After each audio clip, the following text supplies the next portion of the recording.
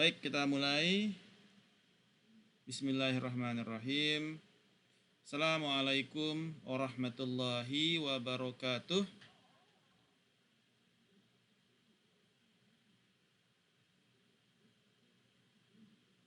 Ini nggak ada jawab nih. Tahu sih nih. Waalaikumsalam. Waalaikumsalam warahmatullahi wabarakatuh. Mute, Pak. Oh iya, lagi di mute ya. Oke. Udah males dalam hati. Hari ini kita akan masuk ke topik yang malam ke-13 dengan chapter kita, yaitu chapter 18 terkait dengan cross border merger and acquisition analysis, structuring and valuating.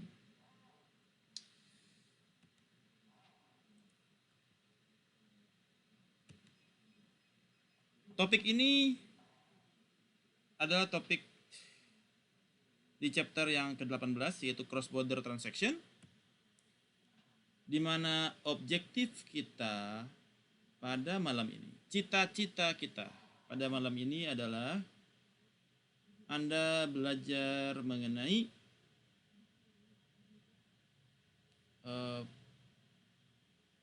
bagaimana Anda melakukan overview terhadap cross border merger and acquisition. Kemudian to provide, Anda memahami terhadap apa yang menjadi motif dari international expansion. Kemudian apa saja international market entry strategy yang common dilakukan. Kemudian bagaimana proses dari cross border merger and acquisition. Kemudian Anda dapat melakukan planning dan mengimplementasikan cross border transaction di developed countries. Dan Anda bisa melakukan planning dan implementation kepada cross border transaction kepada emerging countries. Dan Anda memahami terhadap karakteristik dan hal-hal yang menentukan kepada cross border merger. Kemudian Anda bisa melakukan valuasi terhadap cross border transaction.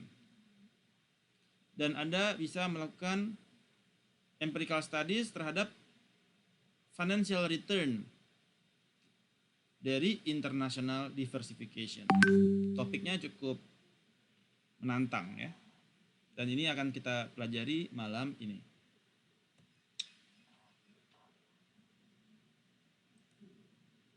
Nah, di awal ini kita mempelajari mengenai globally integrated versus segmented capital market.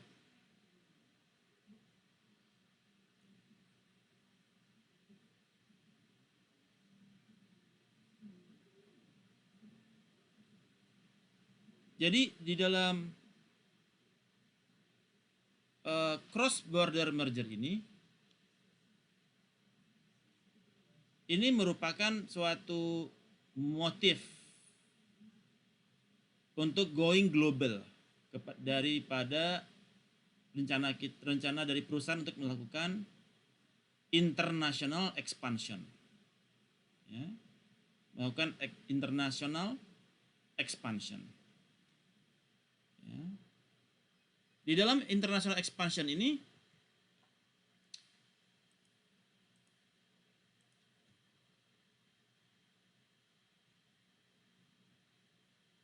ada hal yang pertama yang perlu diperhatikan adalah terkait dengan motif untuk international expansion ini.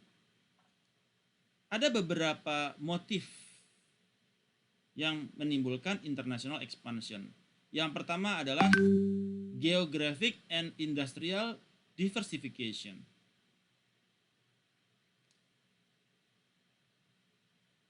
Sebuah perusahaan bisa saja dia melakukan diversifikasi. Kayak company saya melakukan diversifikasi di dalam investasi. Dengan cara saya investasi di dalam berbeda industri. di negara yang sama. Ya, grup company saya itu investasi di 2 industri. Pertama, saya industri di farmasi dan herbal, alat kesehatan. Yang kedua, saya industrinya di education atau di service. Ya. Jadi bisa saja ada 2 industri di dalam satu grup usaha. Bisa juga saya kemudian mengembangkan bisnis saya di negara yang berbeda. Misalkan satu saya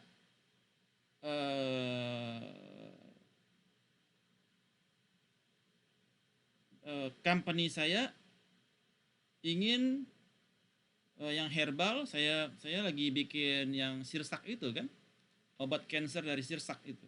Jadi saya kemudian akuisisi perusahaan di Thailand misalkan. Saya mau mengakuisisi perusahaan di Thailand, ya, yang mana perusahaan itu sudah punya market untuk produk herbal, sudah ada distribution channel dia ke market. Daripada saya bikin perusahaan baru di Thailand terus cari customer baru, mendingan saya akuisisi perusahaan di Thailand, yang mana perusahaan itu dia sudah punya market, tinggal tambahin aja sama produk saya gitu kan, yaitu liquid untuk obat kanker dari ekstrak sirsak. Nah, ada motif saya untuk international expansion. Ya. Di industri yang sama, di herbal, tapi di berbeda negara. Atau juga bisa industri yang berbeda, misalkan sekarang saya herbal, di sana saya mau bikin industrinya industri plastik. Industri plastik. Saya punya mesin biodegradable product, ya kan?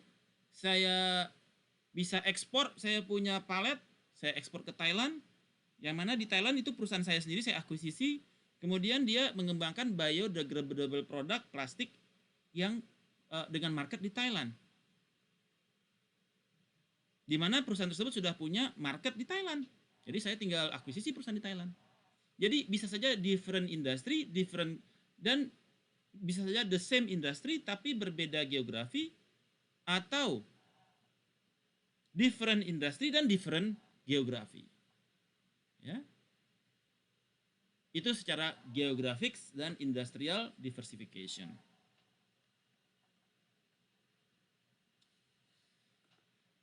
Yang kedua adalah accelerating growth. Jadi market di Thailand itu memberikan saya growth opportunity yang besar. Iya dong, di Indonesia market udah jenuh nih misalkan.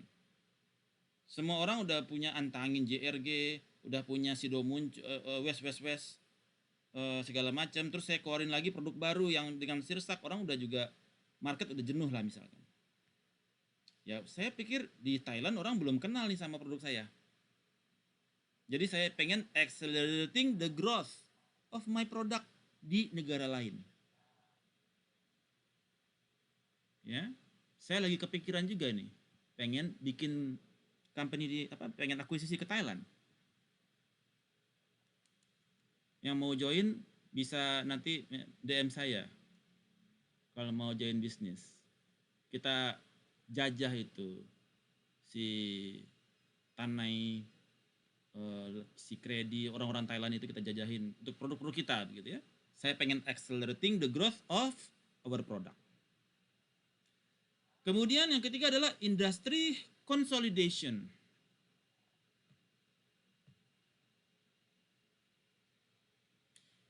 Jadi kadang-kadang jadi mesin saya yang untuk biodegradable plastik biodegradable itu, kapasiti mesin saya itu bisa setahun 1000 ton. Tapi market di Indonesia cuma bisa pakai 500 ton. Saya punya excess capacity yang nggak kepake di Indonesia.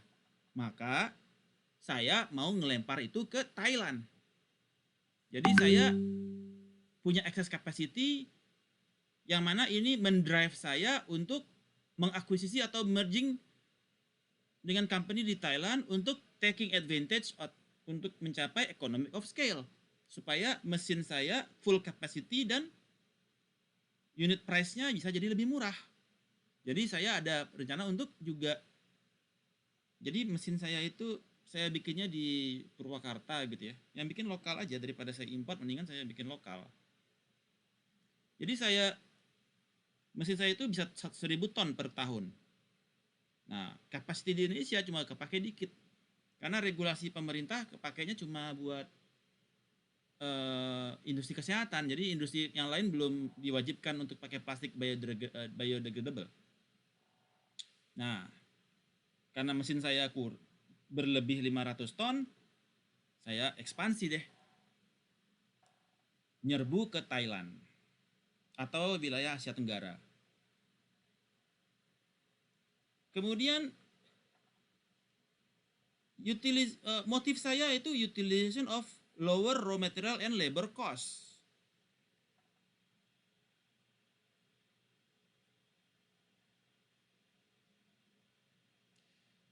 Jadi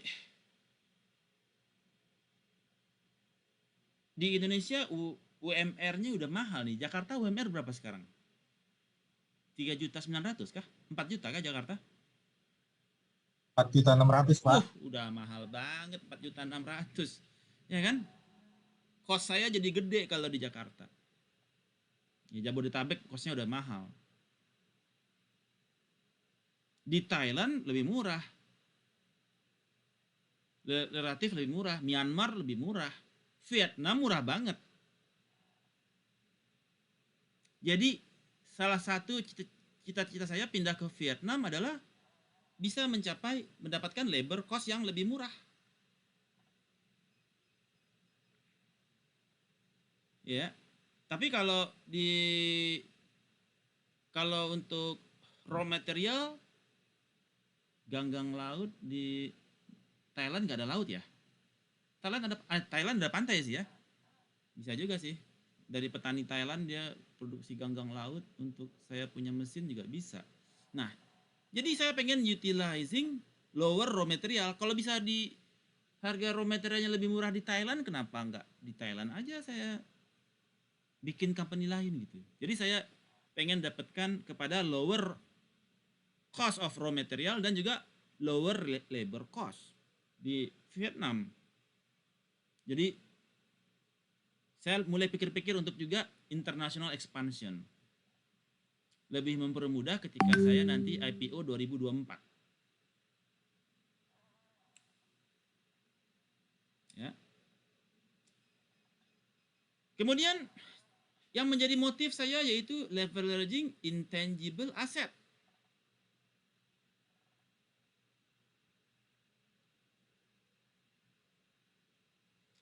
Di dalam leveraging intangible asset ini, yang akan saya jual adalah paten saya. Paten terhadap bisnis proses saya akan patenkan.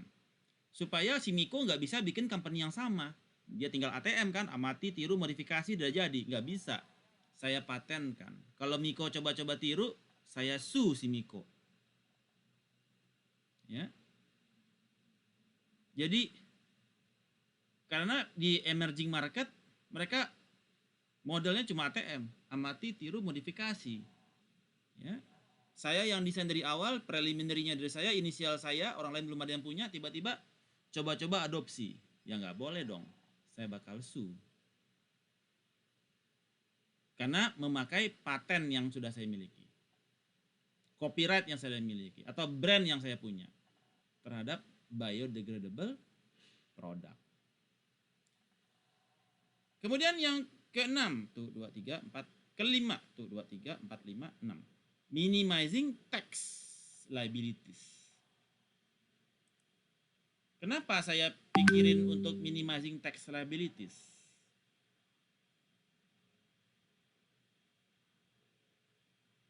Jadi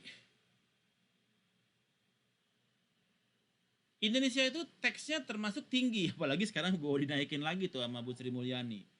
Ya. Pajak kita jadi 11% ya, PPN ya. Dinaikin lagi. Ya. Sehingga itu menjadi kurang menarik untuk investasi, kebanyakan pajak gitu. Jadi saya mau alokasikan sebagian bisnis saya langsung aja bikin pabrik di Thailand. Kita pajak ekspor, pajak impor, impor duty, ekspor duty gede banget di sini. Ya udahlah, investasi aja, akuisisi aja company satu di Myanmar gitu kan. Yang tax-nya lebih murah. Dan biaya operasionalnya juga murah. Dan perundang-undangan mereka terhadap pajak relatif lebih rendah biaya pajaknya. Jadi ya udah, pindah Vietnam aja saya rencananya. Minimizing tax liabilities. Ya. Kayaknya di Indonesia jadi nggak iklimnya kurang cocok ya buat saya investasi ya. Dan kemudian avoiding entry barrier.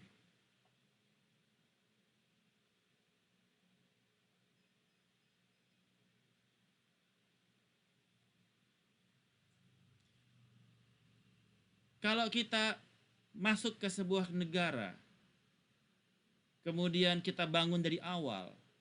Saya masuk ke Thailand, saya bangun lagi dari awal. Bikin SIUP, bikin TDP, bikin NPWP, satu pintu apa gitu. Berapa lama mau kelar? Nggak menarik. Mending cari aja company yang udah main ke retail, distributor untuk retail, tinggal tambahkan SIUP-nya untuk manufaktur, investasi di mesin di situ sebentar. Enggak, mesinnya di sini ya. Paletnya di sana tinggal cetak doang kan? Akan lebih gampang. Dan relatif bisa lebih cepat untuk kita masuk ke market. Entry barrier jadi bisa dihindari. Kalau kita melakukan akuisisi, udah ada pabriknya, udah ada orangnya, pegawainya murah, pabriknya pabrik tua, udah nggak kepake, udah kita beli murah, atau pabrik udah mau bangkrut, kita udah lihat clustering modelnya, nih perusahaan udah mau going down di Thailand, kita masuk, buy. Dimana replacement cost-nya jauh lebih mahal daripada kita beli dalam kondisi chapter 11, bankruptcy. Perusahaannya udah bangkrut, udah mau hampir bangkrut, ngos-ngosan, kita masuk harga murah. Kalau kita beli tanah baru, beli pabrik baru, ya rekrutmen bisa habis 5 kali lipat daripada itu. Go akuisisi. Seru juga ya kalau kita pindah ke Vietnam ya, atau kita akuisisi perusahaan di Vietnam. Entry barrier-nya nggak begitu susah. Kemudian avoiding fluctuating exchange rate.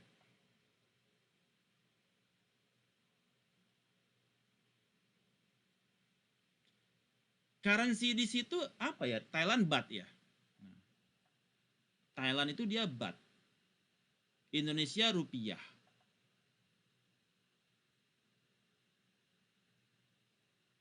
Nilai rupiah terhadap baht, apakah kita apresiasi apa depresiasi? Nah, bagaimana kita membangun forward rate terhadap exchange rate? Spot rate kita terhadap baht berapa? Forward rate kita terhadap baht berapa? Jadi kalau kita gunakan home currency untuk valuasi, kira-kira secara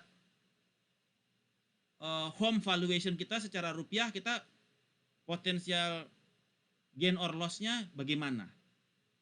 Jadi ada fluctuating exchange rate di situ yang bisa memberikan potensi kepada potensial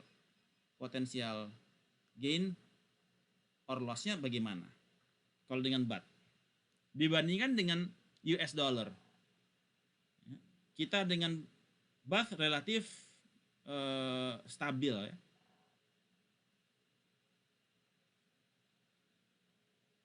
Masih aman lah. Kemudian customer. Sekarang kita ternyata pabrik saya di Indonesia, pabrik saya di Purwakarta, itu selama ini sudah ekspor. Selama ini kita low domestic sih ya, ekspornya dikit. Ternyata di Thailand itu yang menerbitkan LC dari Thailand cukup banyak. Ya udahlah, daripada kita capek-capek ekspor, kita invest di situ deh, sehingga kita bisa closer to the market. Ya, closer to the market, better price, karena nggak perlu lagi shipment kan, nggak perlu lagi bisa ada raw material di sana, costnya lebih murah. Ya udah, tinggal investasi mesin, ya, dan kita punya know-how, kita bisa bangun bisnisnya, kita bisa serve market di Thailand. Jadi kita bisa closer ke market. So ini yang menjadi motif saya untuk going to Vietnam. Ada pertanyaan?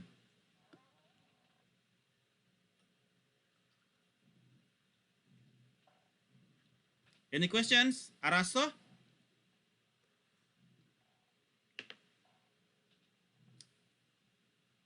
Araso? Asoyo. Oke. Tumben nggak bertanya nih Pak Suhari. Masih pagi ya. Masih belum panas, solarnya belum naik ya Pak Suhari ya. Oke. Nah, apa saja common market entry strategi saya untuk go to Thailand atau Vietnam?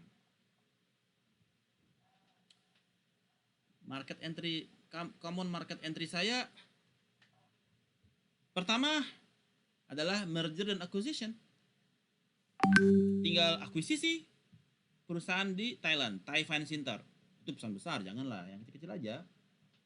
Ya, ada Thai Fan Center, ada Siam Nippon Pipe, Sayam lah, pokoknya namanya pertamanya, rencana itu yang saya mau akuisisi itu nama pertamanya S, Sayam. Sayam itu istilah lain dari Thailand ya. Negerinya itu dulunya namanya Siam, sekarang diganti jadi Thailand. Nah, dulu namanya Siam. Ya, kode-kode lah, saya kasih kode namanya Siam ya. Nah, kode-kode 303 ya. Kode-kode. Pak Suharyo ketawa. Nah, ada juga entry yang lain adalah menggunakan alliance atau joint venture. Ya, kita beraliansi aja lah.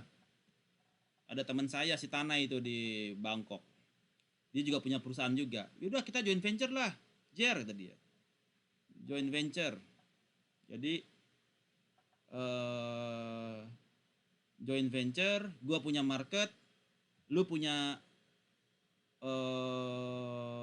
gua punya market, lu punya produk. Ya udah lu ke gua, ntar kita jual beli, gua iniin ke market.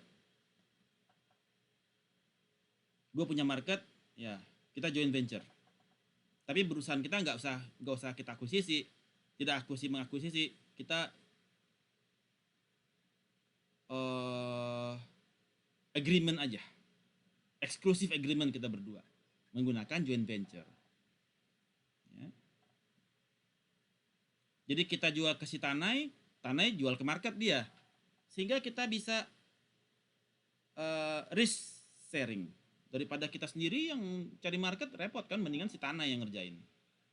Atau si Tanai, namanya kalau orang Bangkok itu namanya Tanai, yang teman saya itu namanya Tanai. Dan memberikan kita akses juga kepada resources di situ. Jadi ada alliance atau joint venture. Yang ketiga adalah exporting. Ya udah, kita ekspor aja lah, gak usah alliance, ekspor aja. Lu kasih LC, kita kirim barang dikirim FOB atau CIF, serah lu deh ya. Tinggal gue kirim invoice, packing list ya, bill of lading, lu terbitkan LC, cus, ekspor, simple. Yang keempat adalah licensing. Kita kasih license. Jadi bisa pakai nama produk kita, bisa pakai jadi mesin dari kita siapin, nama brandnya kasih kita nama brand, lu bayar license ke gua. Ya. sedikit ya, keuntungannya juga lebih dikit, tapi resikonya juga lebih rendah. Namun kontrol kita kurang dan ada risiko brand kita jadi jelek di sana karena kontrolnya nggak di kita, kontrolnya di mereka. Mereka cuma beli license doang ke kita untuk produk produk biodegradable produk kita. Ya. Yang terakhir yaitu solo ventures. Ya, lu going there, ya, investasi, mulai bikin company segala macam, ya capek, ya, resikonya besar. Sampai di sini, any questions? Common market entry strategy. Pilih mana? Bagusnya saya pakai apa? Akuisisi atau alliance atau ekspor atau license menurut Anda? Nah ini Pak, baru mau nanya Pak. Baru mau nanya Sebenarnya itu. beda. Nunggu yang ini Pak. Sebenarnya licensing itu bukannya bagian dari aliens juga Pak? Iya, aliens. Kenapa apa? Dikeluarkan sini gitu, dan seolah-olah kalau licensing itu lebih mudah, kelemahannya lebih banyak gitu dibanding aliansi yang lain gitu. Dikeluarkan karena itu kelemahannya banyak. Jadi kita yang siapin semuanya, mesin dari kita, ya kan? Saya pakai standar mesinnya, kan mesin saya kan customize, bukan saya beli dari China. Saya tahu prosesnya, saya bikin mesinnya di Purwakarta. Tolong bikin mesin kayak begini. Saya adopsi dari mesin yang di Jepang. Kalau saya import dari Jepang, saya kena biaya 5 miliar. Saya bikin di Purwakarta, saya kena biaya 500 juta. Pilih mana? 5 miliar atau 500 juta? Ya. Kapasitasnya sama.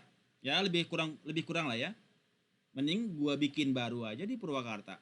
Toh pabrik gua juga di Purwakarta. Jadi ada apa-apa dia tinggal datang perbaikin mesin. Kalau dari Jepang, mereka harus boyongan tuh orang Jepang ke Indonesia buat setup. Berapa lagi tuh ongkosnya boyongin teknisi dari Jepang buat masang mesin di Indonesia? Ada masalah apa-apa, orang Jepangnya lagi datang ke Indonesia. Repot.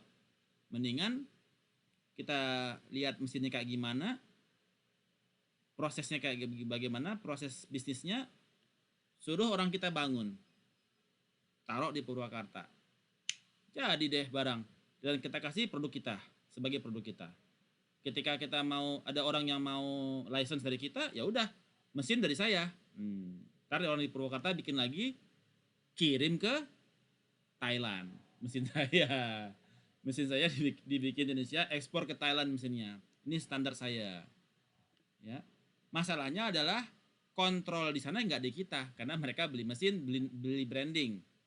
Mereka bakal pakai di mereka sendiri. Saya yang nge-training orangnya, ya, tinggal nge-training.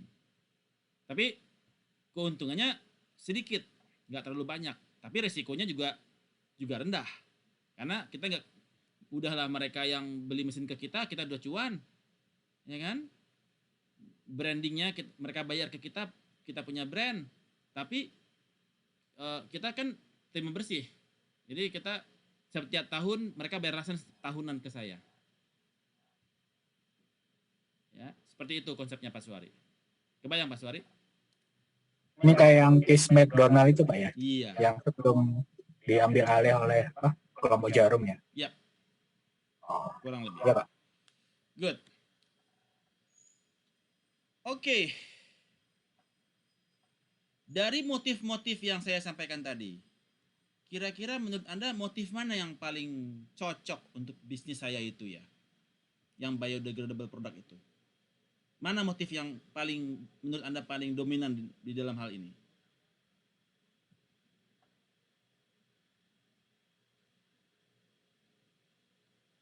Semuanya masuk ya? Kalau saya acceleration growth, Pak. Accelerating the growth. Yes. Saya rasa enggak. Karena di Indonesia biodegradable product belum dipakai. Enggak. Maksud saya dengan kapasitas mesin yang masih ada sisanya di Indonesia. Iya, ini karena kita masih baru, terpakainya juga paling baru sekitar 200. Belum ya, maksudnya. Tapi tergantung juga peraturan di Thailand mewajibkan atau tidak. Nah, itu tuh. Kalau di Thailand peraturannya mewajibkan plastiknya harus biodegradable, gue masuk tuh. Di Malaysia kewajiban harus biodegradable, gue masuk lagi tuh. Di Eropa harus biodegradable, gue masuk lagi tuh. Ya kan? Tergantung juga external environment di negara-negara tersebut. Dan itu berimpact kepada accelerating the growth dari kapasitas mesin yang kita miliki. Good point Angga. Oke.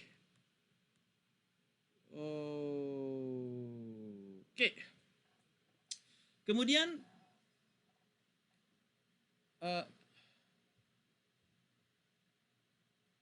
karakteristik dan determinants of cross-border merger and negotiation. Jadi di dalam cross-border ini, kita terkait dengan cross-border transaction. Ya. Cross-border transaction ini kaitannya dengan apa? Kita akan terkait dengan spot rate, forward rate, purchasing power parity, interest rate parity. Ya, ada ini akan kita bahas nanti ya. Karena akan terkait dengan cross-border transaction. Most cross-border M&A involve private firm. Nah, ini tadi terkait ini karena slide-nya US ya. Pasti dengan private firm di luar Thailand. Nah, yaitu perusahaan saya, Jituni Herbalindo, sebagai private firm outside Thailand, private firm outside Vietnam.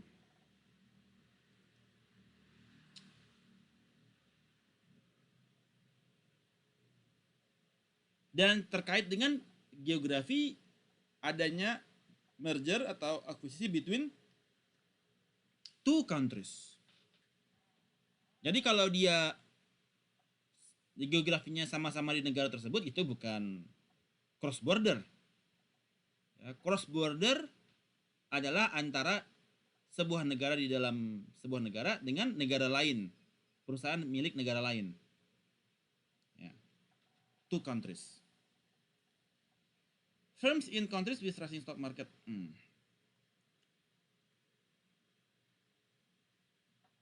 Perusahaan dengan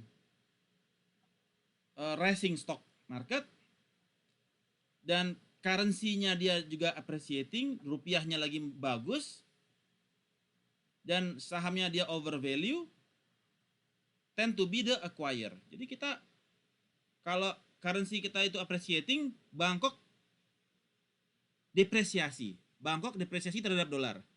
Kita apresiasi terhadap dolar. Maka kita lebih besar kemungkinannya sebagai acquirer. Tapi kalau kita lagi depresiasi, kita pasti perusahaan yang di acquiring company. Acquired company, perusahaan yang diakuisisi. Jadi pengaruh external environment, apakah kita sedang diapresiasi, apakah kita sedang terdepresiasi, berpengaruh kepada siapa yang menjadi acquirer, pengakuisisi. Ya, biasanya yang sedang terapresiasi dia yang mengakuisisi. Karena yang sedang depresiasi dia lebih tertekan ya, dalam kondisi tekanan, sedang terdepresiasi terhadap dolar. Nah, jadi ini salah satu indikator untuk menentukan siapa yang mengakuisisi siapa. Kemudian perusahaan dengan negaranya juga mengalami declining stock market, IHSG-nya dia lagi, market return-nya lagi turun, kemudian depreciating currencies, dan dia undervalued, tend to be the target. Nah, jadi ketika Indonesia atau Vietnam, stock marketnya dia lagi turun, currency-nya juga terdepresiasi terhadap negara Indonesia, terdepresiasi terhadap rupiah atau terdepresiasi terhadap dolar, dan juga harga sahamnya juga undervalue, tend to be the target. Inilah yang menjadi karakteristik dan determinan yang mempengaruhi kepada cross border merger and acquisition. Sampai sini ada pertanyaan? All good? Kapis?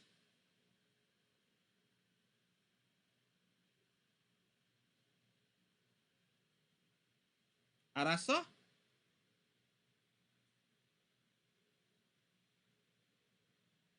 Saya Pak. Oke, good.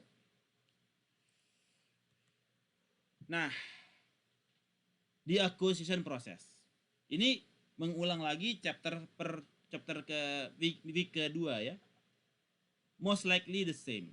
Bahwasanya kita perlu membangun business plan, ada external environment, ada internal environment, apa yang menjadi target kita, apa yang menjadi objektif kita, ya target kita apa, objektif kita apa. Kemudian salah satu upaya kita untuk mencapai bottom line kita yaitu untuk salah satunya strateginya adalah dengan melakukan merger dan akuisisi. Maka kita membangun acquisition plan, ya, membangun acquisition plan. Secara clustering kita cek siapa company yang lagi going down, yang mana replacement cost-nya paling tinggi, harganya murah dan replacementnya tinggi, dan kita mendapatkan searching kepada company-company tersebut. Kita tentukan yang going down dia clusternya, going up, ya. Kemudian kita tentukan company-nya, target company, dan kita screening. Oh, laporan keuangannya ini begini, apa yang harus Anda lakukan? Oh, inventory turnover-nya jelek, artinya inventory turnover-nya cuma 3.0, kita harus jadikan 12.0, bisa apa enggak? Dia kesulitan raw material, kita screening. Oke, kayaknya gua cocok nih, kita akuisisi itu dari Avaria. Kita kemudian melakukan first contact,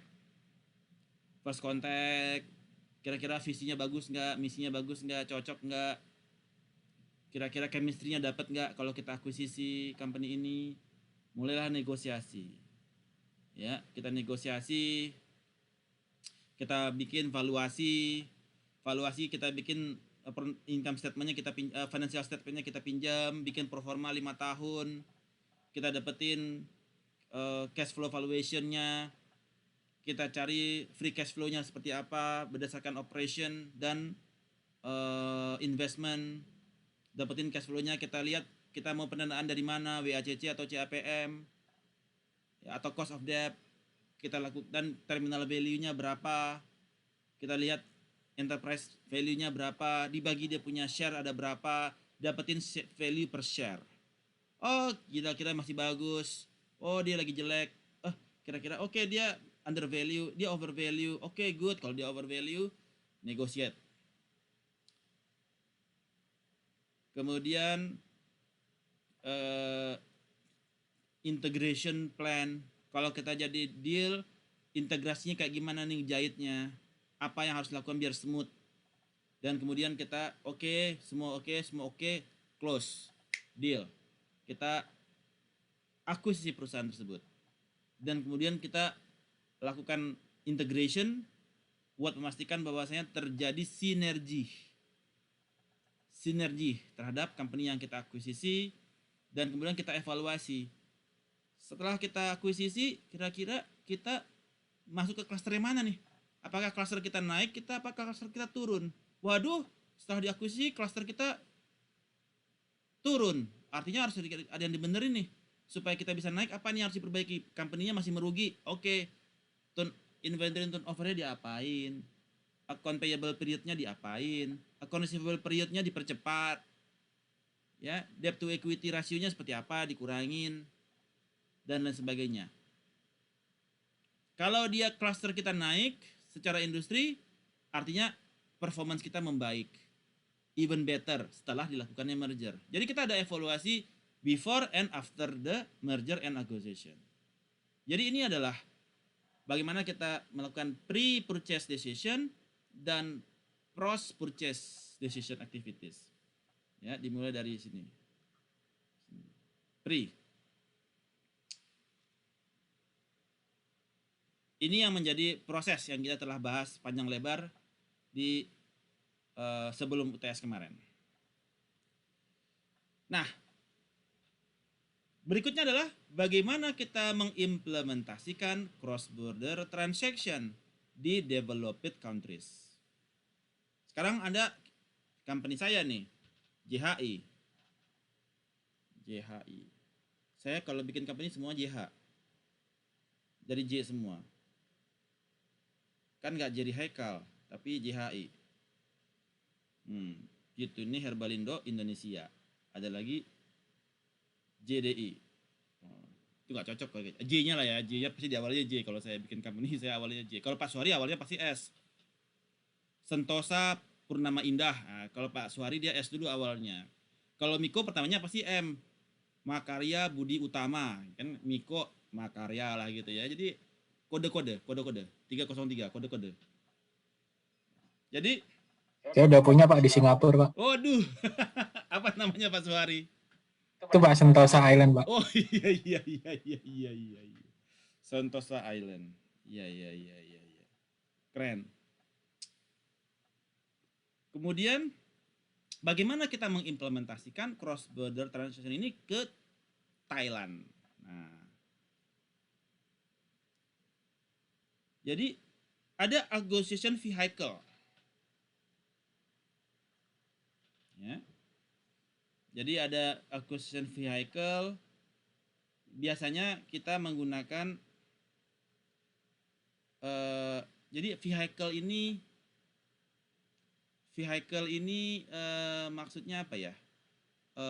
Kendaraan ya, vehicle. Apakah Anda mau pakai di Thailandnya berupa limited company, terbatas, perseroan terbatas, limited gitu kan. Biasanya kalau Siam SNP misalkan, Siam Nippon Pipe LTD, nah itu limited. Kemudian ada lagi yang C Corporation, ya, ada lagi yang partnership. Jadi sifatnya seperti apa company yang menjadi vehicle Anda untuk cross border ini, ya. Kemudian form of payment, most often kita cash biasanya, ya, most often ya, seringnya. Tidak menutup kemungkinan kepada stok, tidak menutup kemungkinan, tapi biasanya kalau kita cross border cash. Form of acquisition, sebentar. Memang sih kalau form of paymentnya cash ya untuk cross border, tapi tidak menutup kemungkinan kepada saham. Kemudian form of acquisition, ketika kita membeli perusahaan target Siam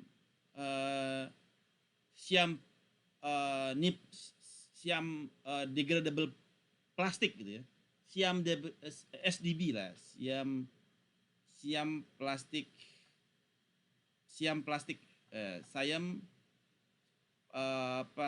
Ltd. Siam Plastik Ltd. Ya, saya mau mengakuisisi perusahaan di Thailand, Siam Plastik Ltd. Ketika saya beli Siam Plastik Ltd ini, jadi saya kan purchase kepada shares-nya saya beli, ya.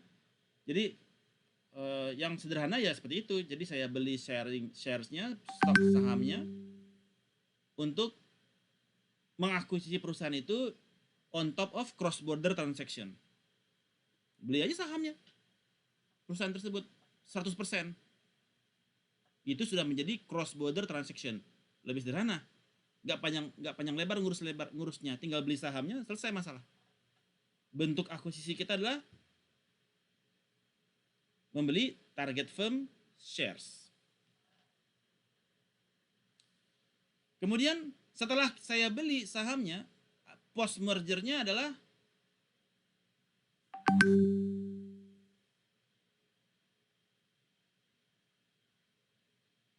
diharapkan terjadinya sinergi, ya, sinergi dengan company saya di Indonesia, JHI. Ya, saya beli sahamnya. Terus Siam Plastik ini sekarang hentikan paletnya dari plastik, semua pallet sekarang ganti dengan biodegradable product. Jadi dengan biodegradable pallet. Karena di Thailand sudah keluar regulasi pemerintah, tidak boleh lagi pakai plastik. Merusak lingkungan, SDG. Maka harus diganti dengan biodegradable plastik. Nah, saya masuk tuh, Thailand. Sekarang raw material dari Indonesia, saya kirim tuh dari Indonesia untuk palletnya ke pabrik, di pabrik saya yang di Siam Plastik Ltd. Mereka memproduksi semua biodegradable. Di Thailand pun peraturannya masih baru, sehingga respon marketnya sangat antusias. Oh, keren ya. Ini kayaknya siap-siap jadi apa namanya? Siap-siap jadi apa?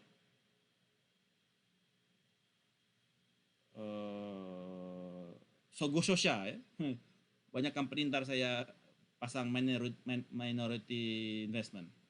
Kemudian post merger terjadi sinergi.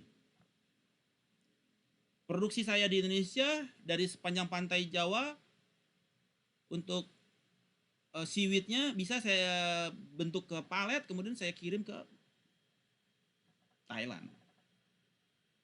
Ya. Cross border transaction ke company subsidiary saya kan, yang saya sudah akuisisi. Penjualan di sana pakai apa? Penjualan di sana pakai baht. Artinya ada cross border transaction di mana penjualan saya baht, saya harus hitung lagi keuntungan dari sisi Indonesian rupiah. Home country-nya adalah Indonesian rupiah. Maka kita perlu pikir cross border transaction yang berkaitan dengan forward rate, interest rate parity, dan sebagainya akan kita bahas kemudian. Kemudian tax strategies.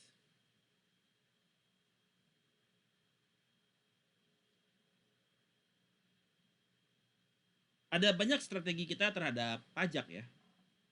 Karena pada dasarnya hukumnya pajak apa ya? Pak Anas, pajak hukumnya halal apa haram Pak Anas? Wah, ini perdebatan, Pak. Ya, kalau Pak Anas hukumnya halal apa haram pajak? Saya mubah, Pak. Titik jalan tengah ya. Nggak berani ngomong halal haram ya. Ya.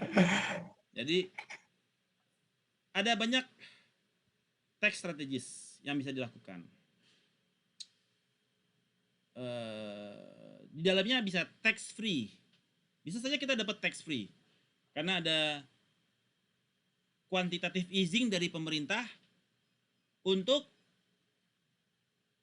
meningkatkan biodegradable product di masyarakat. Ada quantitative easing memudah seperti kayak kemarin COVID, ada quantitative easing dengan cara menurunkan impor duty kepada alat kesehatan kan, APD segala macam nggak kena tax tuh.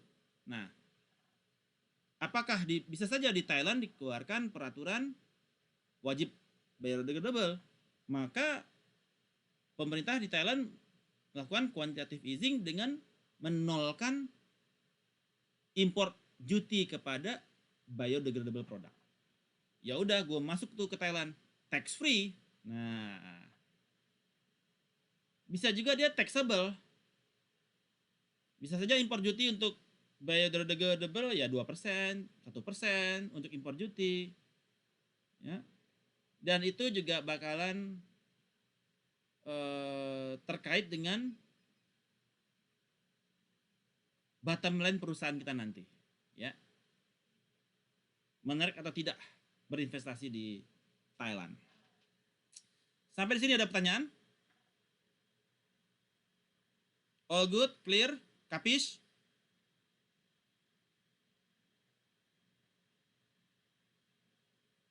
Mimai desu ka? Mimai itu pusing kah? Mimai pusing. Mimai desu ka? Pusing kah? Atau sekoshi mimai? Atau zen atau kantan desho? Gampang banget, kantan ya. Muzukashi susah. Mimai pusing. Pilih yang mana? Kantan, mimai, muzukashi. Mimai. Oh, pusing ya. Kawaiso ne. Kawaiso. Kawaiso itu kasihan deh gitu ya, Kawaiso. Oke. Kemudian jadi udah ya. Nah, bagaimana kita mengimplementasikan cross border transaction in emerging countries? Banyak sekali challenge. Ya, seperti misalkan excessive local government regulation. Nah, ada company-company yang peraturannya terkait cross border ini cukup keras ya. Misalkan nggak boleh bawa duitnya ke negara asal. Nah, itu tuh.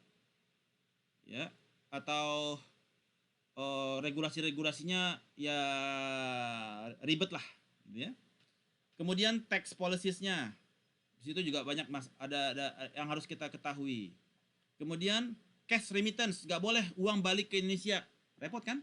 Udahlah gue investasi di Thailand, cashnya nggak boleh ke Indonesia, harus stay di Thailand. Itu juga ada, ya. Kayak tapi di kita nggak ada tuh, kita tax remittance ke Jepang, nggak ada. Orang Jepang investasi di Indonesia nggak ada tax remittance, tidak ada restriction kepada cash remittance kembali ke Jepang, nggak ada. Nah, tapi tiap negara punya regulasi yang berbeda-beda. Currency inconvertibility, nggak bisa di-convert currency-nya, susah juga tuh. Dia pakai fixed rate, nggak floating gitu ya, fix gitu kan, repot. Kemudian expropriation of foreign asset. Expropriation itu apa ya? Saya lupa. Terus local corruption, setiap negara juga korupsi lah ya. Mau cepet nggak Pak? 1 hari tambah biaya 1 juta ya. Padahal dia juga yang ngurusin. Ngurus sertifikat, mau cepet nggak Pak? 3 juta ya. Nah itu local corruption tuh di mana-mana tuh. Ya nggak di mana-mana lah. Di mana-mana kayak begitu. Harga resmi 2 juta. Kalau mau cepet 1 juta, tambah lagi 2 juta lagi Pak, 4 juta. Besok jadi barangnya. Ya padahal yang ngetik dia juga. Ya. Mau cepet mau lama, beda gitu ya. Padahal harganya udah ditetapin 2 juta. Kalau mau cepet 5 juta Pak, mau lama ya 2 juta, mau lama. Tapi kalau mau cepet 5 juta, aduh itu. Siapa yang sering begitu kejadiannya? Ya, local corruption lah ya. Civil war and local insurgencies. Ya kayak China sama Taiwan lagi perang ini. Nah, ada civil war. Nah, ini yang menjadi challenges di negara-negara berkembang. Seperti Indonesia, di mana terdapat risiko secara politik dan ekonomi. Thailand, Vietnam, Myanmar, Kamboja, semua negara berkembang ya, termasuk Indonesia. Oke. Berikut adalah bagaimana kita melakukan valuasi kepada Pak, boleh nanya dulu nggak Pak? Silakan Pak Miko. Pak, ini tanya Pak, itu kalau pas Tuhan masih ingat kan kita pernah suruh bawain kayak engine di masalah Nivea Pak. Apa ulang lagi Miko? Enggak, waktu itu kita waktu UAS Pak siapa tuh itu pernah ngebawain ini Pak kait dengan Nivea Pak. Nivea. Ya, Nivea. Nivea itu Ya, skincare. Ya, skincare Pak. Kenapa Nivea? Nah, itu kan pada saat dia mau menguasai Cina Pak, itu ternyata dia tuh gagal Pak. Walaupun Nivea itu sangat bisa dikatakan perusahaan internasional yang sangat besar ya. Nah, itu ternyata setelah dia melakukan evaluasi, ternyata tuh di penduduknya itu masih memegang nilai-nilai budaya lokal, Pak. Jadi kalau skincare yang dari luar tuh mereka cenderung, nggak percaya lah. Nah, ini kalau untuk proses ini itu masuk ke yang mana ya, Pak? Oh, challenges-nya itu? Iya, challenges-nya itu budaya lokal kayak misalkan di Jawa nih, misalkan nih, ada kayak tadi tolak angin, walaupun perusahaan mau berapapun ininya, tapi kalau masuk masuk ke daerah-daerah terpencil, kalau masuk angin ya minimal tolak angin Pak, nggak akan tetap ini. Itu maksudnya kemana Pak? Challenge-nya Pak? Itu kepada external environment. Sesuatu yang di luar kontrol kita kan.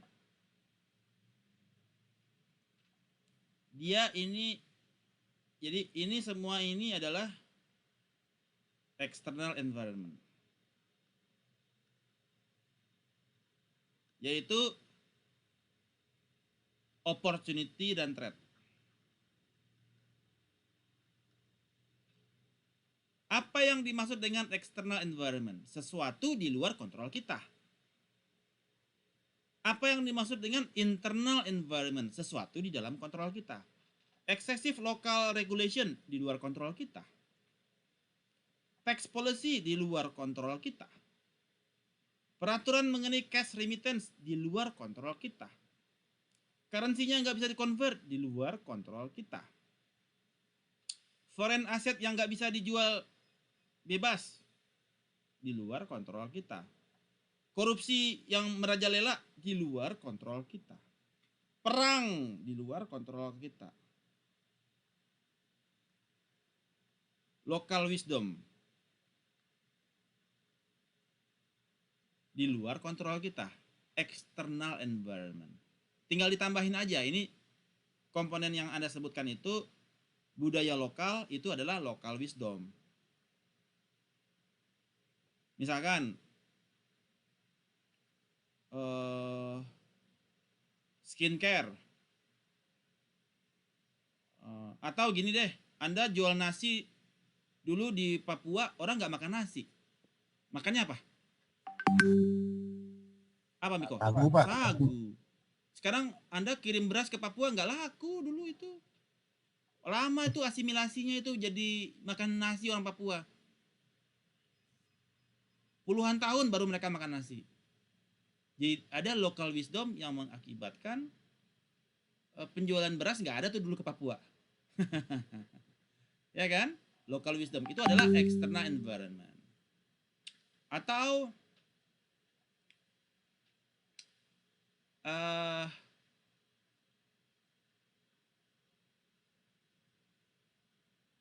Ajinomoto nggak laku di Indonesia. Lama itu, 10 tahun nggak laku. Dari tahun 2002 sampai 2010-an tuh nggak laku Ajinomoto. Kenapa Miko?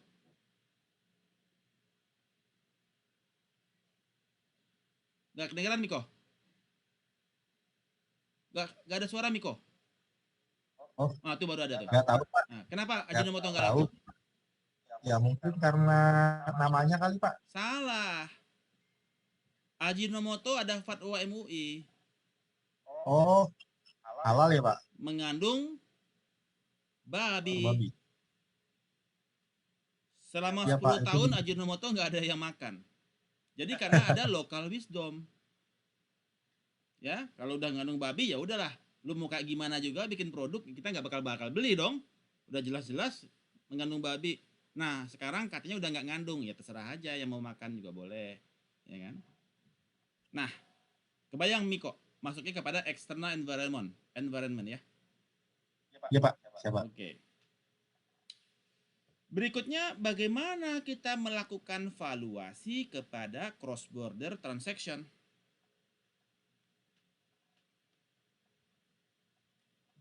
Metodologi sama seperti yang sebelumnya kita garap untuk bisnis valuasi, menggunakan discounted cash flow, ya, converting future cash flow to kepada present value,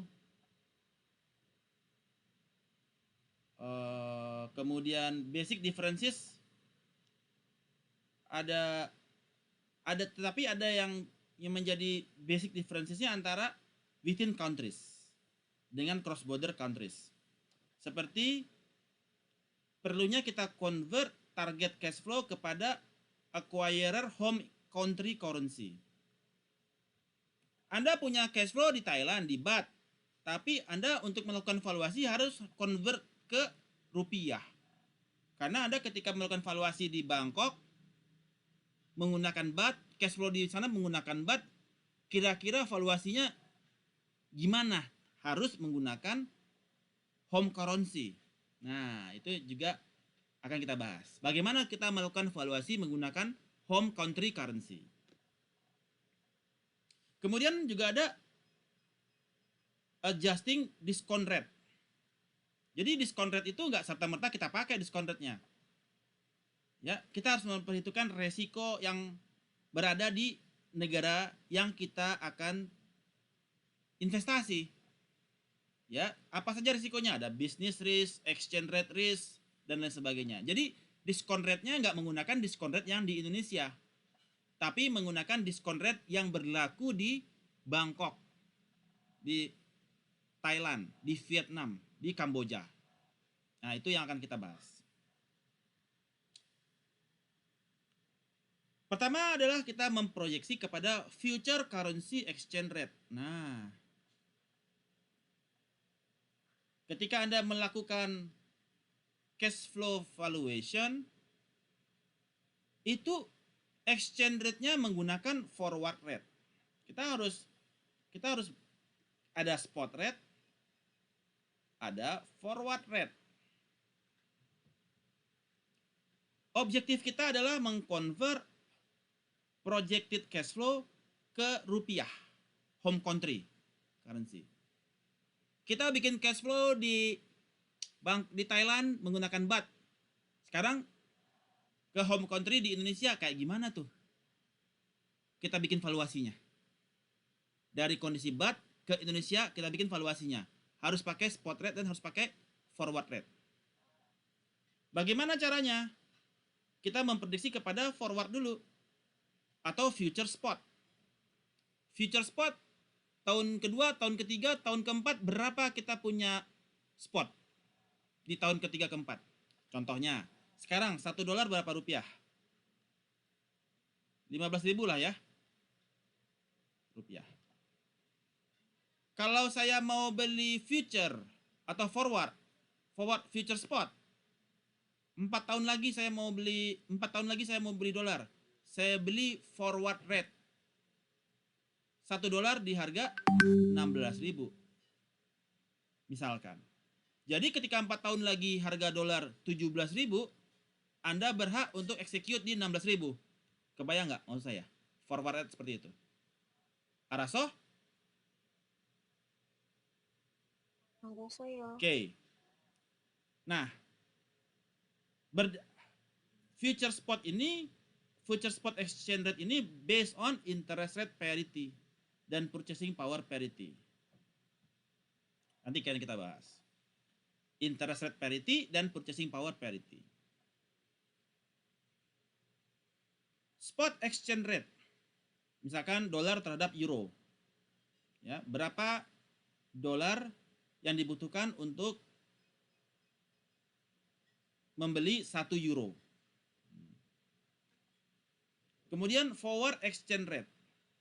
The rate yang bank bersedia untuk exchange $1 di future date-nya berapa tahun kemudian. $1 kepada 1 euro, berapa dolar yang dibutuhkan untuk beli 1 euro di future date. Atau sebaliknya, berapa euro dibutuhkan untuk beli dolar di future date. Forward exchange rate itu ditentukan dari differences antara interest rate parity dan purchasing power parity. Rizky, suara bocor. In the two countries. Jadi, kita menghitung IRP, interest rate parity, dan purchasing power parity di dua negara. Apa yang disebut dengan absolute purchasing power parity? Nah, ini saya nggak masukkan di ini Anda. Ini saya tambahkan. Ya. Jadi, purchasing power parity adalah the price of an item should be the same in real term regardless of the currency used to purchase it. Jadi harga Aqua di Indonesia dan harga Aqua di Singapura itu sama Misalkan, jangan bir dah, bir kan haram kata Pak Anas. Jadi Aqua. Jika Aqua di London 1 pound sterling dan exchange rate 1 Australian dollar itu adalah 0,43 pound sterling, maka beer cost di Melbourne atau di Australia adalah 2,3 Australian dollar. Ya. Jadi 1 pound sterling bir di London setara dengan 2,3 dolar Australia di Melbourne. Ya. Jadi karena exchange rate-nya adalah 1 Australian dollar sama dengan 0,4348 pound sterling. Ya.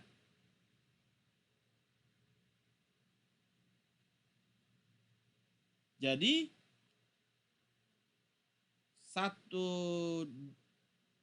kalau dia 1 pound sterling gini, diketahui 1 Australian dollar sama dengan 0,43 pound sterling. Harga bir di London 1 pound sterling. Maka harga bir di Melbourne adalah 1 pound sterling dibagi 0,43 sama dengan 2,3 Australian dollar. Ini disebut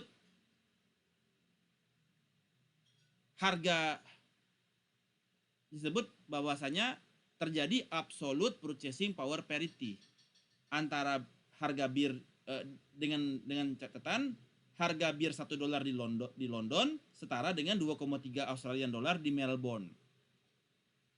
Artinya memiliki absolute purchasing power parity. Itu purchasing power parity absolute.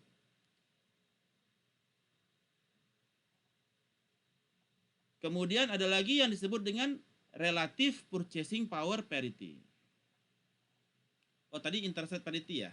Oh, ada juga disebut dengan relative purchasing power parity. Relative purchasing power parity adalah sebuah idea that the change in exchange rate between two currencies is ditentukan oleh perbedaan dari inflation rates antara dua negara. Jadi antara Indonesia dan Thailand. Inflasinya berapa di Indonesia, inflasinya berapa di Thailand. Ya, karena absolute purchasing power doesn't hold for many goods, we will fokus kepada relative purchasing power parity. Kalau ternyata harganya nggak cocok secara purchasing power parity, maka kita akan masuk ke karena dipengaruhi oleh inflasi. Inflasi Indonesia lebih tinggi, makanya harga Aqua lebih mahal daripada harga Aqua di Singapura. Misalkan begitu. Yaitu di dalam relative purchasing power parity, expected exchange rate sama dengan spot exchange rate dikali 1 ditambah foreign country inflation rate dikurangi dengan inflation rate di Thailand. Foreign country inflation rate di Indonesia dan inflation rate-nya di target country di Thailand. Contoh. Ini antara Hungaria dan Amerika. Jadi Hungarian forint 215 spotnya sekarang. Inflasi di Amerika sebagai target company adalah 4% per tahun. Di Hungaria sebagai perusahaan yang berinvestasi 9,5% per tahun. Berapakah expected exchange rate 5 tahun dari sekarang? 215 spot rate dikalikan 1 ditambah foreign country yaitu Hungarian 0,95 dikurangin target country di Amerika 4%. pangkat 5 sama dengan 281. Jadi future spot Hungarian forint adalah 281. Ya. 5 tahun dari sekarang. Ini disebut dengan relative purchasing power parity. Oke. Jadi untuk menentukan cash flow-nya nanti kita harus menggunakan ketika kita balik ke home country, kita membalikkan cash flow-nya ke home country, kita perlu melakukan future spot untuk menghitung cash flow-nya secara Indonesian rupiah. Yang ketiga pendekatannya adalah menggunakan interest rate parity. Nah, ini kalau di buku kayak begini ya, saya terangkan secara lebih gampang. Jadi interest rate parity adalah define what the forward rate should be, menggunakan forward exchange rate adalah spot rate dikalikan 1 ditambah risk free rate. Berapa risk free di Indonesia? Dikurangi risk free di Australia, di Thailand.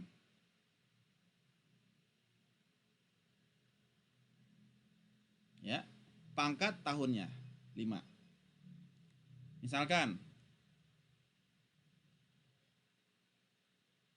spot rate Canadian dollar 1 dolar itu 0,98 Canadian dollar. Risk free di Amerika 5,4%. Kemudian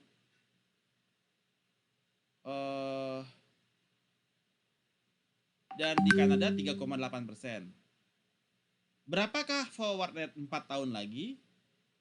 0, di Canadian dollar 0,9 spot rate dikali 1 ditambah risk free di foreign country 0,38, di Indonesia sebagai foreign country, kita sebagai Thailand, dan dikurangin risk free di Thailand pangkat 4 sama dengan 0,92.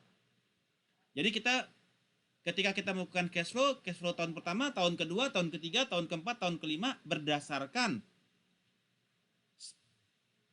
future spot di tahun pertama, future spot di tahun kedua, future spot di tahun ketiga, future spot di tahun keempat, dan future spot di tahun kelima untuk menghitung terminal value-nya. Ada spotnya di situ.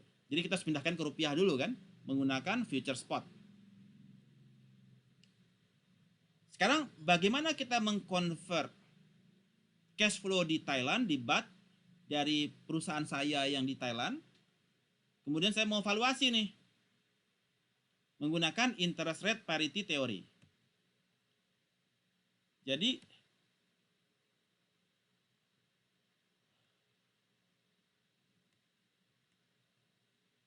ini tadi ya.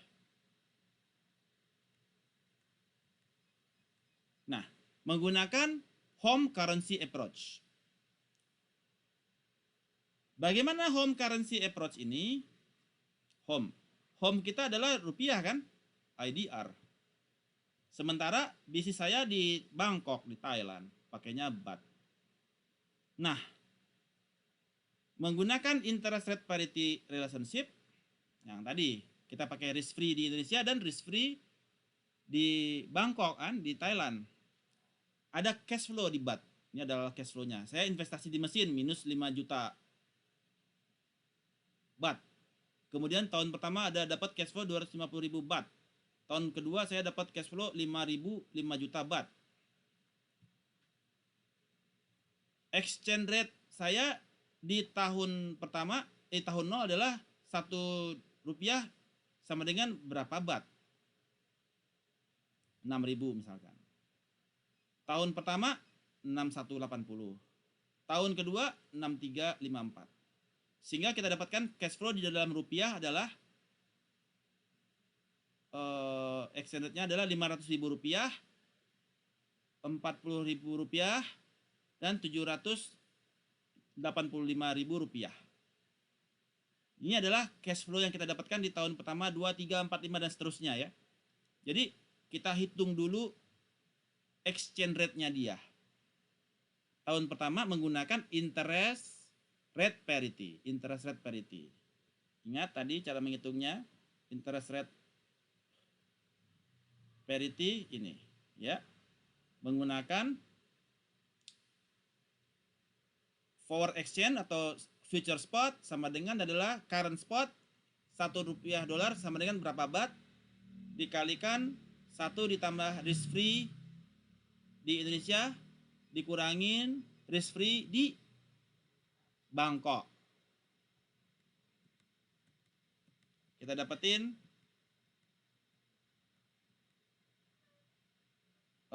berapa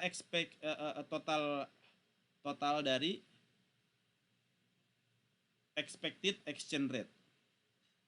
Ya, berapa sih? Spot ditambah 1 dikurangin risk free di Indonesia, dikurangin risk free di Bangkok, pangkat, misalkan pangkat T. T-nya ini misalkan 1, berarti 6180. Dapat kan? Sama. T-nya 2, berapa dia exchange rate-nya dia? Baru kemudian kita net present value kan.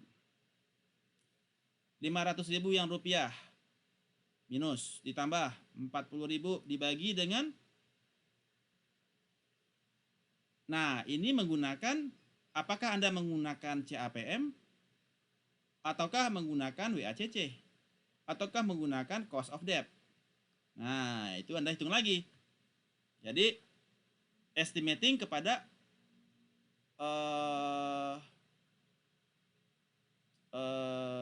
CAPM untuk free cash flow-nya. Jadi kan Anda dapatkan free cash flow-nya tuh tahun pertama, tahun kedua, tahun ketiga. Untuk faktor discount rate-nya Anda kalau menggunakan equity berarti CAPM. Kalau Anda menggunakan hutang berarti cost of debt. Kalau kombinasi antara hutang dan equity maka Anda menggunakan weighted average cost of capital sebagai pembagi. Dan kita dapatkan berapa nilai net present value. Sampai di sini. Ada yang paham nggak? Oh salah pertanyaannya. Ada yang nggak paham nggak? Silahkan ditanya. Kalau ada yang nggak paham, silahkan. Rizky, paham nggak Rizky? Rizky? Nah, gimana mau paham? Nggak dengerin saya nanya. Pasti lagi sibuk ngapain nih? Lagi sibuk apa tuh namanya kalau yang dia bikin usahanya dia tuh apa ya? Apa tuh yang hamburger itu ya si Rizky ya? Apa sih namanya dia bikin? Subway, Pak. Subway. Pasti lagi makan Subway dia nih. Lagi nongkrong di Subway. Ditanya nggak nyaut. Yang lain? Fahra. Araso? Lagi melihat angkanya dulu Pak, bentar. Mencerna. Ntar saya kirim file yang baru ya. Ini tadi belum saya kirim. Ada Pak. Apa? Iya Pak, kalau ada maksudnya biar jelas. Iya. Konsepnya paham tapi ya. Kan Iya. tinggal cash flow-nya sebelumnya di Thailand harus convert ke rupiah pakai future spot. WACC-nya nanti kita hitung lagi sebagai discount rate-nya untuk CAPM, debt to equity, cost of debt, dan WACC-nya ya. Nah, ini adalah konsep home currency approach. Oke, good. All good ya? Nggak ada yang mau bertanya ya? Pak Anas, Ustadz Anas, khalas. Saya juga masih mencerna, Pak. Mencerna. Analisasi. Harus minum air zam-zam kalau gitu, biar setan-setannya. Angka 1,12 tadi dari mana Pak itu Yang Pak? mana? Yang pembaginya itu Ini. Pak. 1,12 ya. Itu dari CAPM kah, WACC kah, atau cost of debt kah yang Anda gunakan? Oh berarti itu nanti bisa beda-beda Pak ya? Tergantung. Kalau Anda udah nonton belum perkuliahan CAPM itu ada di chapter berapa ya? Di week berapa ya? Ya, di valuasi ya. Kalau CAPM itu kalau kita pakai equity. WACC kalau equity dan liability. Kalau kita pakai liability aja cost of debt. Itu Anda pelajari yang di cash flow ya. Cash flow analysis ya, free cash flow di pertemuan ke-4, 5, 6. Ada 3 kali pertemuan tuh. Ada free cash flow, dividend, satu lagi. Berarti 1,12-nya bisa berubah ya? Kalau kayak gitu kan bukan sesuatu konstanta ketetapan. Enggak, gitu ini kan berarti perhitungan 1,12 ini kan adalah WACC-nya. Oh, karena kita ngitungnya segitu dapatnya. Gitu ya, Pak? Iya. Kita kan harus ngitung WACC kita di Indonesia kan? Bukan WACC-nya di Bangkok kan? Tetapi Oh, berarti kita emang pokoknya harus convert ke Indonesia ya, Pak? home Misalnya kita currency mau approach. dari Nah, oke. kuncinya di home. Ya kalau home saya di Singapura berarti Singapura pakainya, Yes. Pak. WACC di Singapura. Dan Bangkok ke Singapura kan? Convert.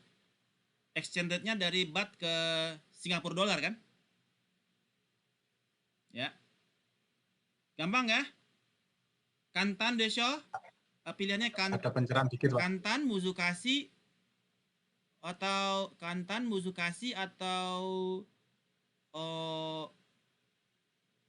Sukoshi Muzukasi.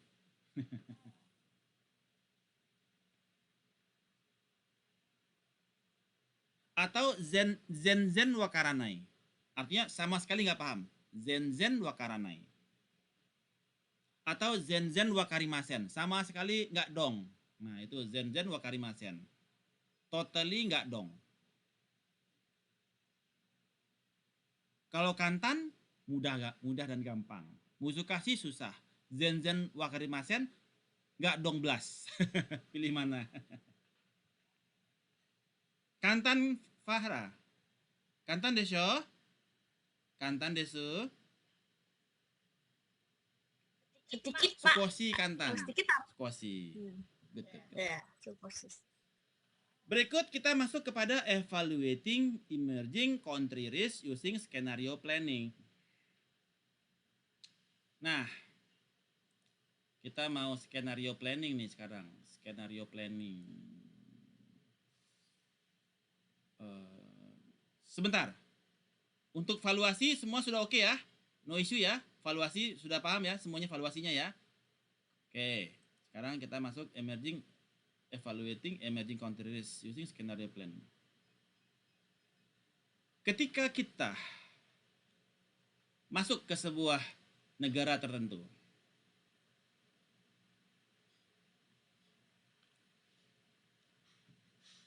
ada country risk di sana.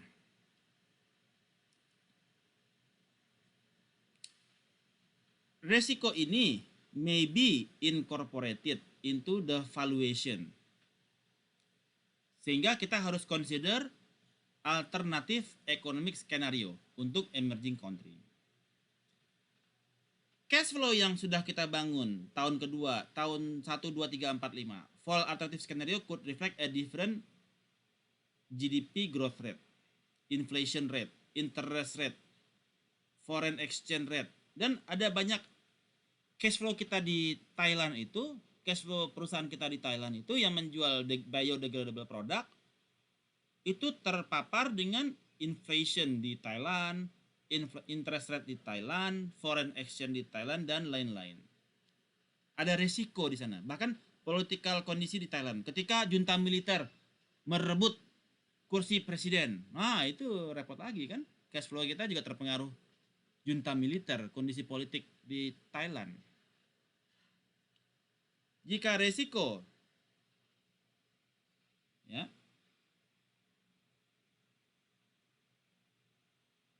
is included by calculating weighted average of alternative scenario, the discount rate should not be adjusted for specific country risk. Jadi ada alternatif kedua. Nah, ini alternatif kedua ini lebih parah, lebih keren lagi nih. Kalau saya menggunakan yang disebut dengan Oracle Crystal Ball. Jadi kita bisa berdasarkan banyak faktor Ada faktor growth rate, GDP, inflasi, interest, foreign exchange, ya. Kita bisa memprediksi berapa kita punya cash flow. Cash flow kita itu terpengaruh ini kan. Bisa menggunakan Oracle Crystal Ball. Nah, itu ada di Excel ya. Mungkin pertemuan minggu depan deh. Saya akan demokan kepada Anda bagaimana penerapan Oracle Crystal Ball dalam melakukan skenario planning. Ya. Crystal Ball, ingetin saya minggu depan ya. Karena saya harus install dulu itu softwarenya. Crystal Ball. Kemudian alternatif kedua menggunakan multilinear regression. Nah, ini lebih gampang menggunakan multilinear regression. Jadi bagaimana persamaannya? Y sama dengan konstanta plus B1X1 plus B2X2 plus B3X3. Di mana X1 adalah GDP, X2 adalah interest rate, X3 adalah foreign exchange, dan seterusnya untuk mendapatkan cash flow. Nah, ini sederhana ya, gampang untuk skenario planningnya.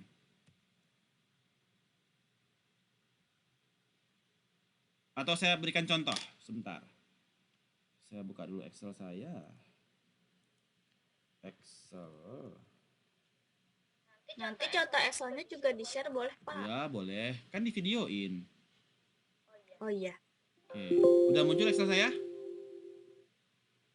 Belum, Mbak. Masih Oh, PowerPoint. Oh, saya share screen-nya enggak share screen all ya. Sebentar.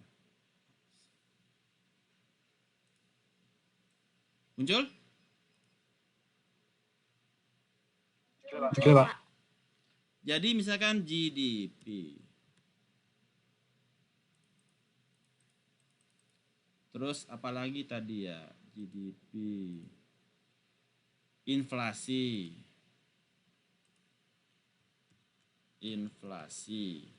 Apalagi interest rate. Apalagi exchange rate. Nah, kita ambil pergerakannya dari tahun sebelumnya. Ya. Misalkan GDP naik, sama dengan run between -1 sampai dengan 1. Bisa nggak ya? Oh, bisa. -1 sampai 1.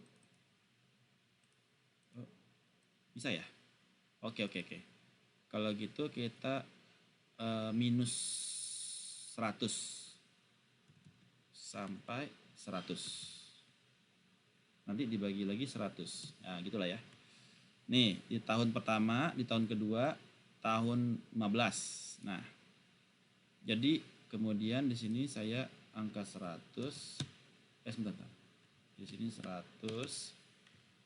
Copy.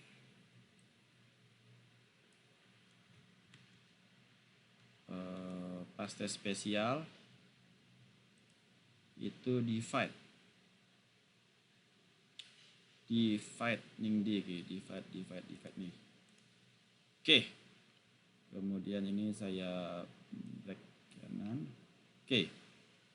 Nah, ini adalah cash flow. Ini cash flow-nya misalkan run between, di bat-nya itu misalkan 500.000 bat sampai dengan 10 juta bat. Nah, ini bat Thailand. Dah. Oke. Ini cash flow, ini adalah GDP di Thailand, ini inflasi di Thailand, ini interest rate di Thailand, ini exchange rate di Thailand. Jadi di bulan pertama di tahun pertama, oh ini bulan lah ya. Bulan 1, 2. Nah, inflasinya per bulan kan. Nah, ini adalah cash flow. Berapakah? Jadi kita membuat persamaan data. Cita-cita kita adalah persamaan berapakah nilai Y. apabila GDP-nya sekian, inflasi sekian, interest rate sekian, exchange rate sekian. Untuk year 1, year 2, year 3, year 4, year 5. Data analytics. Kemudian regression. Kemudian Y-nya adalah cash flow. X-nya adalah GDP. Kemudian kita taruh label. Kemudian outputnya kita taruh di sini. Oke. Maka terbentuklah rumusnya. Cash flow sama dengan 3841963 ditambah 2989114 terhadap GDP dikurangi 1716568 dari inflasi ditambah 657947 terhadap interest rate dikurangi 1822166 terhadap exchange rate. Nah, inilah persamaannya. Jadi di year pertama, year kedua, year ketiga Anda memproyeksikan GDP-nya berapa? Anda tinggal input GDP-nya. Kenaikan atau penurunan di GDP, terjadi kenaikan atau penurunan di GDP berapa? Inflasi naik atau turun? Interest rate naik atau turunnya berapa? Exchange rate naik atau turunnya berapa? Sehingga Anda bisa memproyeksikan berapakah nilai cash flow yang ada di tahun pertama, tahun kedua, tahun ketiga, tahun keempat, dan seterusnya. Ini untuk melakukan Anda mengukur berapakah cash flow, projected cash flow, given resiko yang Anda miliki. Cash flow yang merefleksikan kepada penurunan GDP, peningkatan inflation, penurunan inflasi, interest rate, penurunan exchange rate, political condition, dan lain sebagainya. Sampai di sini, Araso.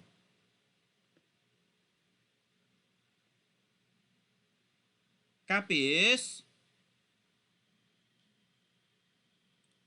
Pronto sedikit. Pronto sukosi. Kebayang ya konsep berpikirnya ya. Oke, good. Kita lanjutkan. Nah, bagaimana bottom line terhadap financial return terhadap kegiatan cross border ini dan akuisisi ini?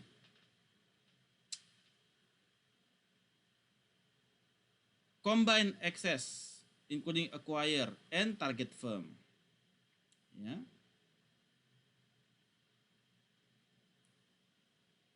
Bagaimana dia mempengaruhi kepada bottom line dari acquire company. Most of the combined financial return is earned by target firm shareholder, acquiring firm shareholder. Biasanya dia ada financial return-nya dia bakalan, bottom line-nya dia bakal naik sekitar 1-1,5%. Kecil ya di awal, karena mereka investasinya besar kan. Jadi dia financial return-nya dia untuk tahun awal biasanya kecil. Key point, contrary to conventional wisdom, acquisition on average create value for both acquired and target firm shareholder. Jadi ketika kita melakukan akuisisi, secara rata-rata dia create value baik kepada perusahaan yang di Bangkok ketika kita akuisisi dia is getting better, dan kepada target firm dia juga slightly getting better karena target firm mengeluarkan investasi yang besar kan untuk mengakuisisi. Jadi dia tahun awal memang dia return-nya dia lebih kecil karena seperti yang tadi kita sampaikan, investasinya dia gede nih di tahun pertama. Minus 5 juta rupiah baht investasinya, dan dia kemudian cash flow-nya juga cuma 2.500 karena masih statusnya preliminary initial stage. Di tahun kedua baru dia boom 5 juta baht. Ya. Untuk stage awal memang seperti itu. Ini contoh-contohnya Nestle ya. Oke. Nah, yang diharapkan dari cross border ini adalah potensial sinergi. Ada sinergi yang terbentuk. Saya, Jituni Herbalindo, meningkatkan exposure saya di Bangkok. Ya. Produk saya sirsak jreng di sana di respon market dengan sangat baik, antusias market di Bangkok. Ya. Mr. Tanai, Mr. Kredi, Mr. orang-orang Bangkok itu orang-orang Thailand kan namanya lucu-lucu. Katun Kap, Sawadi Kap, Kai, Cai gitu ya. Nah, kalau enak bahasa Thailandnya apa ya bahasa agaknya? Enak Cai, capcai jadinya, nggak cocok. Sawadi Kap, Kapkun Kap, gitu deh ya. Nah, jadi mereka happy gitu dapat sirsak jreng. Kemudian provide a platform for future acquisition. Future acquisition kita dari sisi JHI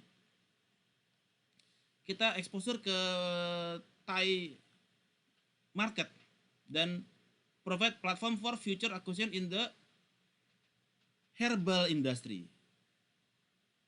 Herbal industry di Thailand. Ya. Perusahaan yang saya akuisisi sudah punya distribution network yang bagus dan juga mempunyai hubungan dengan chain retail outlet sehingga mengurangi barrier to entry ke market dari sisi saya. Kemudian Siam Plastik. Nah, Siam Plastik Ltd yang saya akuisisi juga yang tadi yang biodegradable ya, bukan yang herbal ya. Ada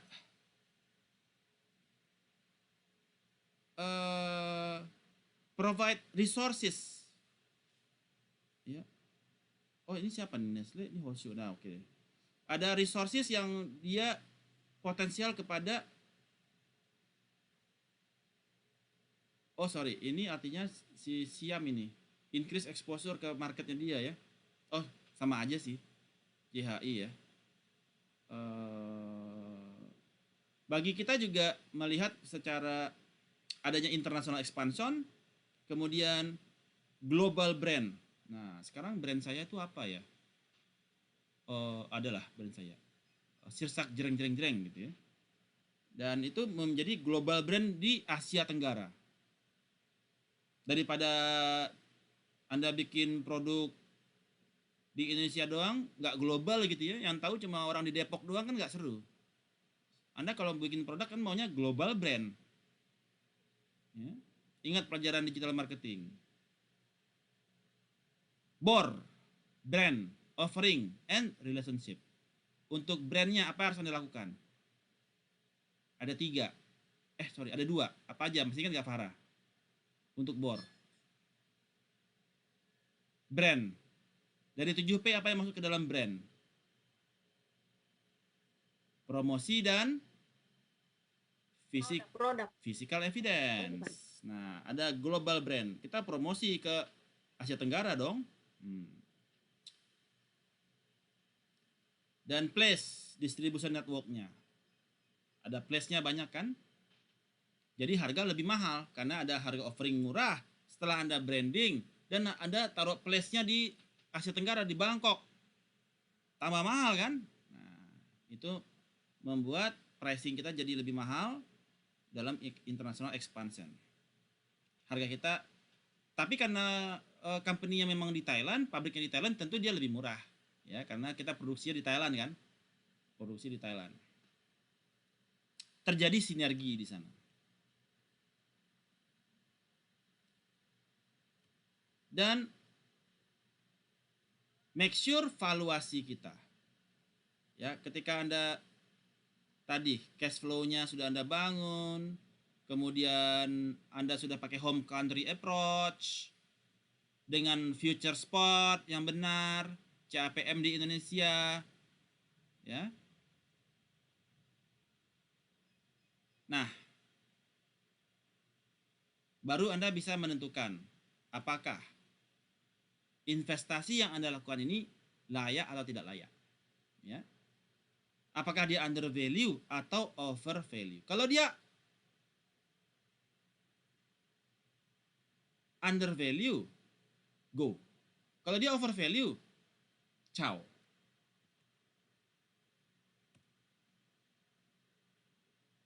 So, things to remember. Motive for international expansion vary widely. Tadi katanya si Angga tadi dia cenderung kepada accelerate growth. Ya, bagaimana capacity kita masih idle capacity kita masih banyak belum terpakai. Kita go ke Thailand.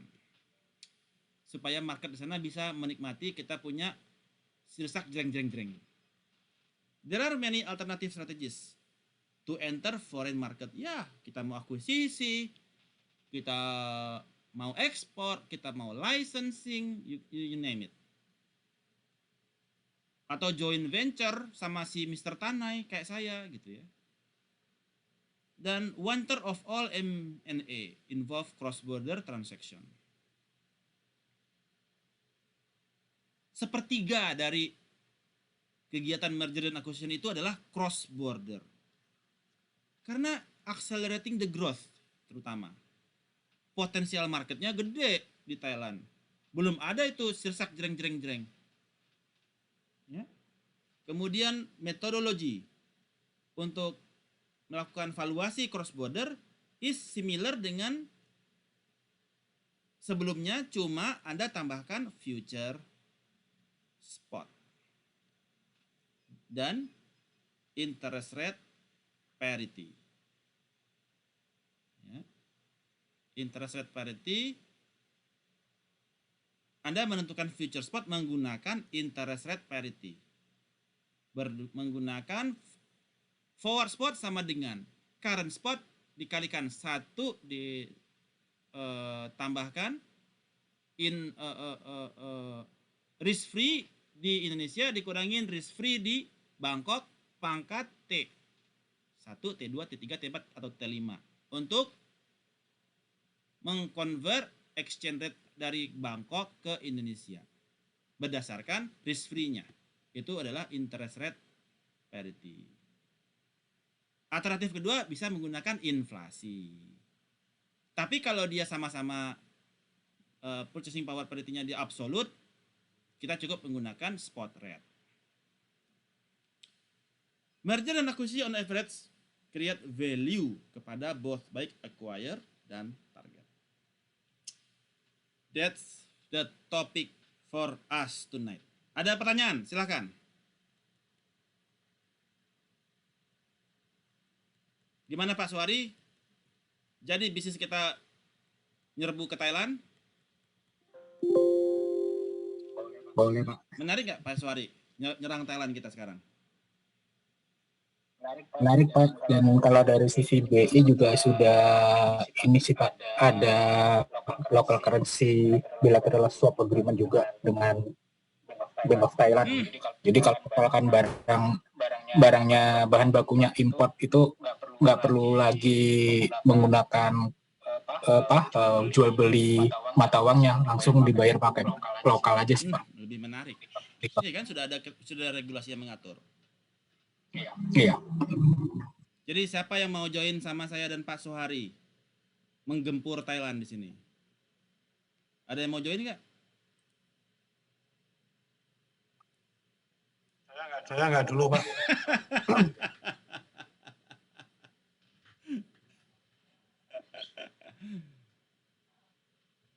Dia kalau Pak Anas dia risk averse ya.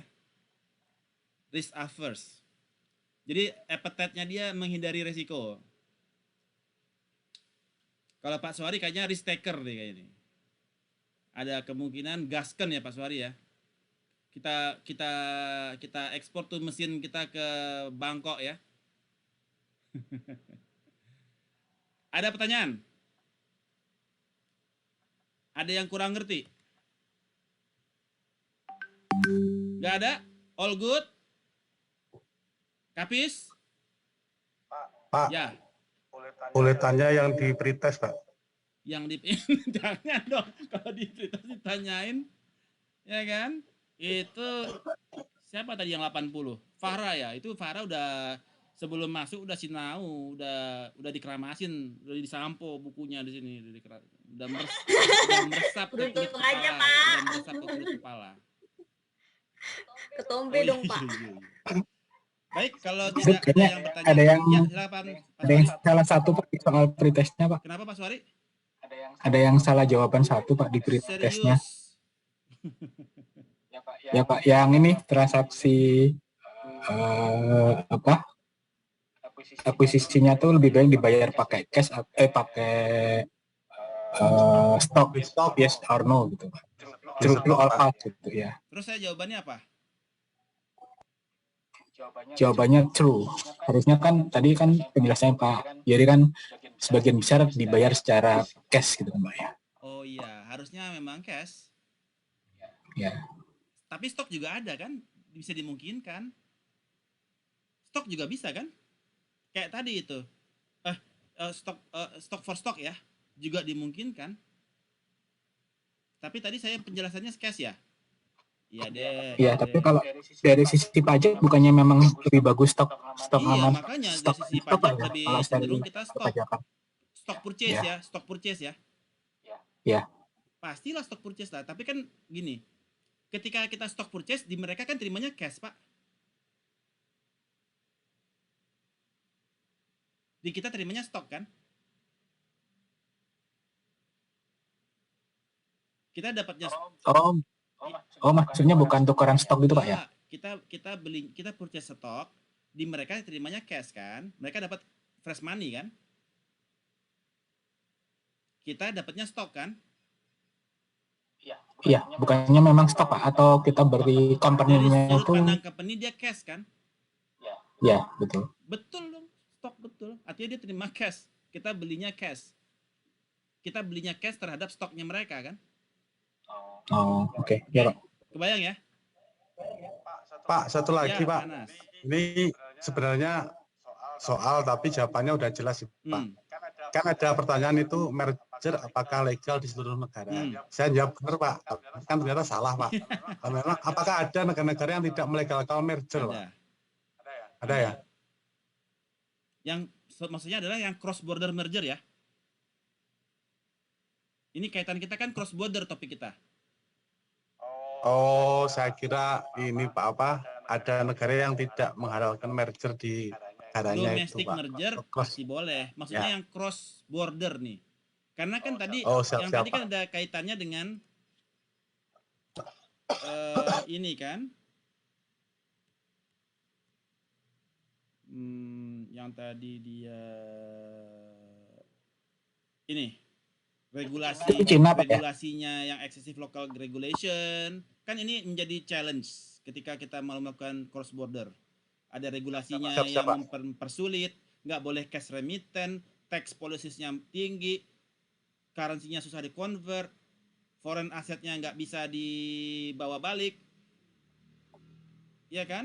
Iya Pak, kalau memang yang dimaksud cross merger, cross border maksudnya Pak, ya bisa jadi Pak. Tadi saya kepikirannya merger di setiap negara itu apakah? Tidak. Ini secara topik kita malam ini adalah cross border. Siapa? Saya yang miss topik. Oke, sip. Kita lanjutkan dengan post test. Sebentar. Stop sharing.